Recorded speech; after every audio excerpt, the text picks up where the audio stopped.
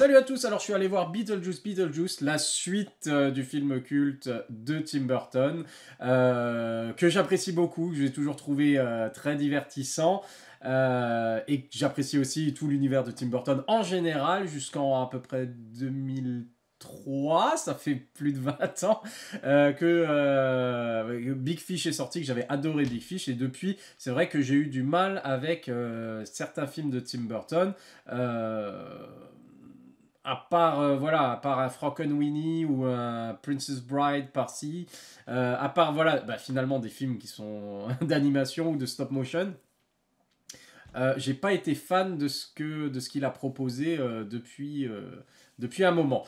Et voilà qu'il revient donc avec une suite à des films préférés des fans, c'est-à-dire Beetlejuice, qui, disons-le tout de suite, j'ai jamais considéré comme le meilleur film de Tim Burton ou alors comme un chef-d'œuvre voilà, de Tim Burton. Je trouvais très sympa et très divertissant et c'est déjà bien. Et très original avec plein de bonnes idées. Et voilà donc la suite avec Michael Keaton qui revient dans le rôle titre et qui est absolument formidable dans le rôle titre.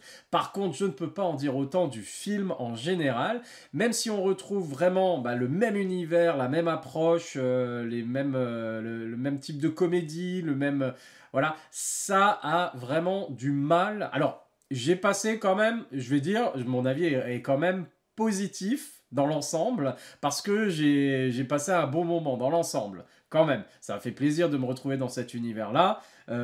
Visuellement, c'est intéressant. La musique de Danny Elfman est toujours très sympa, même s'il n'y a rien qui révolutionnait ici, il n'y a pas de grande innovation. On est vraiment dans la suite cool. Euh, et et c'est au niveau du scénario finalement que ça se casse la gueule, parce que les acteurs dans l'ensemble sont très bons, c'est les rôles peut-être qui sont un peu moins bien écrits, et ça c'est vraiment dommage, parce que déjà le film met un peu de temps vraiment à démarrer. Tout ce qu'on voit dans la vraie vie, le monde réel, est un peu... c'est un peu long, alors certes, il place pas mal de choses, pas mal d'expositions au début, du coup. Ils doivent faire avec le fait qu'ils vont pas avoir l'acteur, je sais plus comment il s'appelle, mais qui jouait du coup le père de Winona Ryder. Enfin bref, plein de choses qui font que le début, ça rame un petit peu, quoi. Je trouve que ça met du temps à se mettre en place. Et finalement, même certaines choses qui sont mises en place au début en termes de gags ou alors d'éléments narratifs, finalement, il y a plein de choses qui payent pas après dans le film. Il y a beaucoup d'antagonistes dans ce film-là par rapport à la famille Dietz, hein. Alors, c'est la grand-mère, du coup. La mère, maintenant, c'est Winona Ryder, c'est Lydia. La mère, c'est Lydia. Et on a Jenna Ortega qui joue Astrid, du coup. Et voilà. Et autour d'elle, beaucoup d'antagonistes, notamment Beetlejuice, mais qui va à un moment peut-être s'avérer utile pour essayer de sauver la jeune Astrid qui s'est retrouvée dans le monde des morts. Et du coup, il y a plein de choses. Honnêtement, il y a plein d'idées, des concepts, des choses comme ça qui sont super intéressants et qui sont super cool à découvrir. Sauf que, en fait, ça reste vraiment en façade, quoi. Il y a rien qui est vraiment développé jusqu'au bout. Pareil, les méchants, en fait. À commencer par l'ex-femme de Beetlejuice, interprétée par Monica Bellucci, qui honnêtement est présentée dès le départ comme waouh, qu'est-ce qui va se passer avec elle? Elle est à la poursuite de Beetlejuice. Et finalement, qui ne sert strictement à rien pendant tout le film, mais quasiment à rien. C'est le croque-mitaine parmi les croque-mitaines, on va dire. Et finalement, voilà, la conclusion, il y a du rien, en fait. Et thématiquement, il y a toute une histoire de mariage et d'amour et de choses comme ça, et de haine et de nanana, et de faux mariage. Alors thématiquement, on va dire que ça fonctionne dans le truc, le personnage a un lien parce que c'est l'ex-femme de Beetlejuice, mais à part ça, Et à part tuer plein d'autres d'autres monstres qui sont déjà morts, et les tuer bien pour de bon, aspirer leur âme, elle fait pas grand-chose dans tout le film, et elle apporte rien. Il y a, du coup, Willem Dafoe qui joue un acteur mort, mais du coup qui est devenu inspecteur de police dans l'au-delà, qui est le concept est très bien, c'est ce qui se passe, c'est très drôle, c'est fun, c'est voilà, mais narrativement ça n'apporte rien et puis c'est lié plus ou moins justement au meurtre de Monica Bellucci, aux différents meurtres qu'elle commet, etc. Mais et finalement bon bah c'est deux intrigues, deux sous-intrigues qui vont presque nulle part et qui sont pas vraiment développées.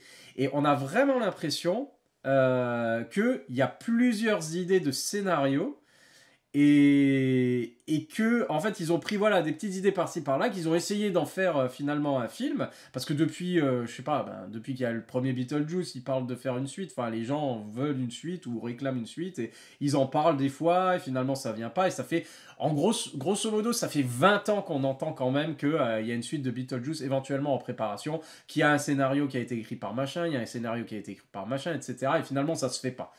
Et du coup, là, ça s'est fait, mais on a l'impression du coup qu'ils ont pris des bribes de toutes les idées qu'il y a eu depuis 20 ans dans les différentes versions de scénario et qu'ils ont tout assemblé en un petit pot pourri comme ça, et où finalement il y a peu de choses qui fonctionnent vraiment. Il y a, on va dire, l'intrigue principale, il y a une intrigue qui fonctionne, c'est celle avec Astrid, justement, qui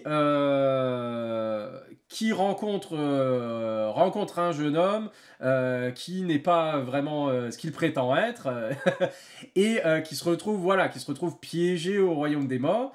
Et par rapport à cette intrigue-là, voilà, Winona Ryder finit par, qui est encore traumatisée depuis qu'elle a rencontré Beetlejuice quand elle était adolescente. Finalement, elle va faire appel à Beetlejuice pour l'aider à sauver sa fille. Et ça, c'est intéressant, et ça, c'est le cœur de ce qu'aurait dû être l'intrigue, avec tout le reste qui sert cette intrigue-là.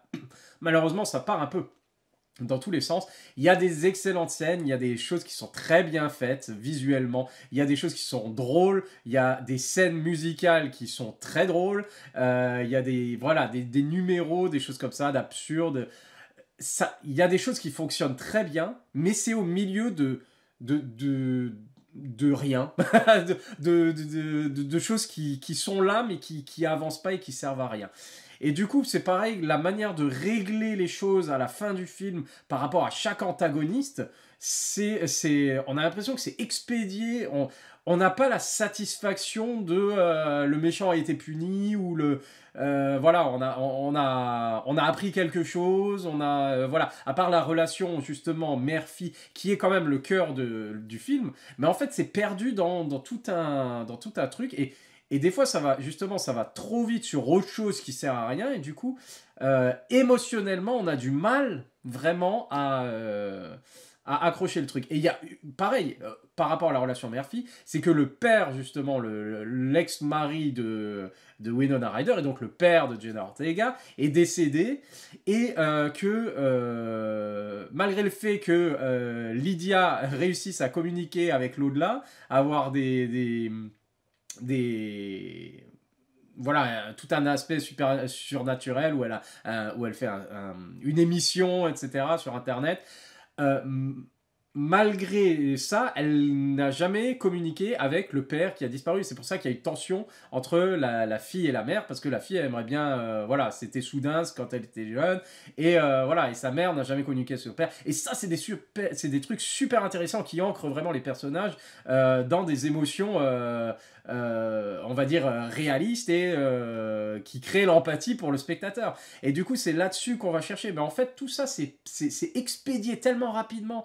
Et on passe tellement sur des choses qui sont juste comiques pour être comiques, et beaucoup de choses qui tombent à plat, notamment avec le personnage de Justin Theroux, alors qu'il joue le nouveau petit copain et manager de Winona Ryder, du coup, et qui c'est tout le temps plus ou moins la même blague qui revient tout le temps tout le temps, parce qu'il est obséquieux, il est odieux, enfin, Et c'est tout le temps la même chose, et finalement, c'est plus. Ça ralentit le récit, c'est plus on lève les yeux au ciel, on est bon, on avance un petit peu, plutôt que vraiment on est là, ah, il est trop drôle le personnage, il est horrible, mais il me fait rire, etc. Donc, déçu par rapport à l'écriture de certains personnages, et déçu par rapport au scénario en général, quoi. Malgré, quand même, il y a.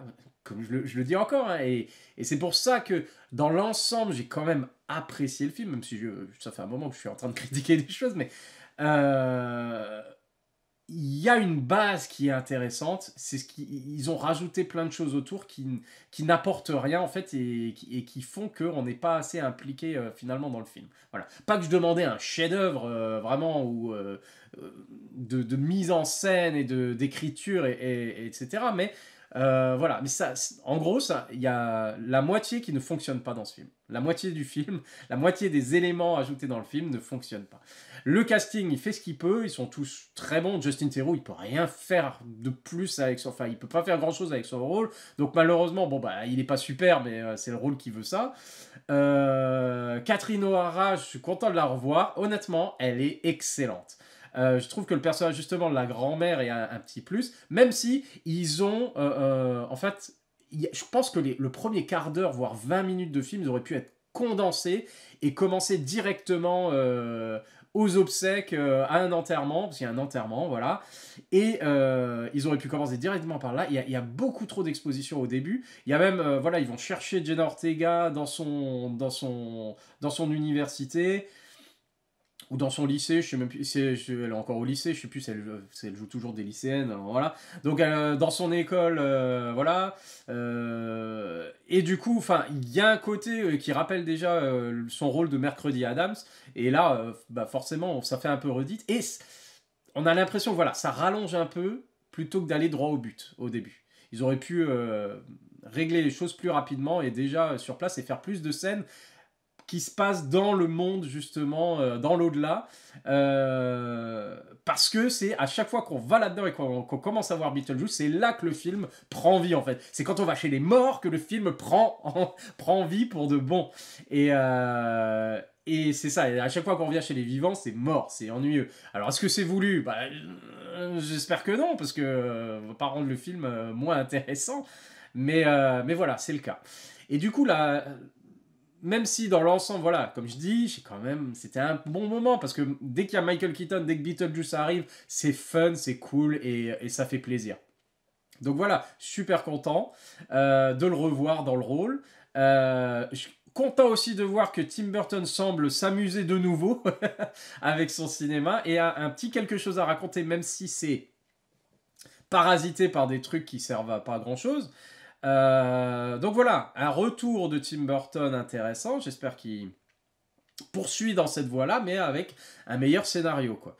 La meilleure comparaison que je puisse donner, la meilleure image que je puisse donner à ce que je ressens en fait, ce que j'ai ressenti en regardant le film, c'est que j'ai l'impression que ce film est vraiment, en fait, le personnage de Monica Bellucci représente parfaitement le film. L'ex-femme, je sais même pas comment elle s'appelle, l'ex-femme de Beetlejuice dedans, elle représente exactement ce que le film me fait ressentir. C'est-à-dire, quand on la découvre, c'est des morceaux de corps qui sont dans des cartons, aux objets perdus, aux objets oubliés, aux objets... Voilà.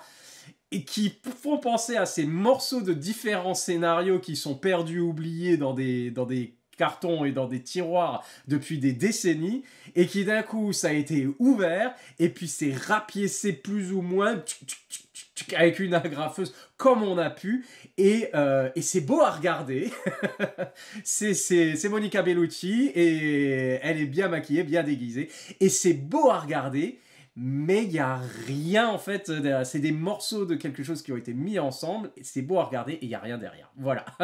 Donc c'est un peu dommage.